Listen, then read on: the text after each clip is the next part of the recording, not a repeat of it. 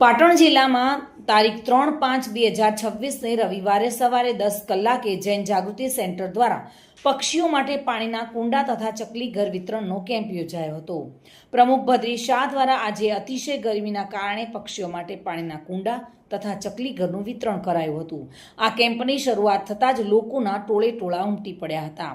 જૈન જાગૃતિ centre Patan દ્વારા આજે પક્ષીઓ માટે કેમ્પનું સુંદર આયોજન કરાયું હતું, જેમાં પ્રમુખ એવા ભદ્રી શાહ, ઉપપ્રમુખ તરીકે નીરજ શાહ તેઓ હાજર રહ્યા હતા અને તમામ ગ્રુપના મેમ્બર્સો પણ હાજર રહ્યા હતા। સાથે મળીને કેમ્પનું આયોજન કર્યું હતું। પક્ષીઓ માટે પાણીના કુંડા, ચકલી ઘર આશરે 500 થી 600 બનાવવામાં આવ્યા હતા।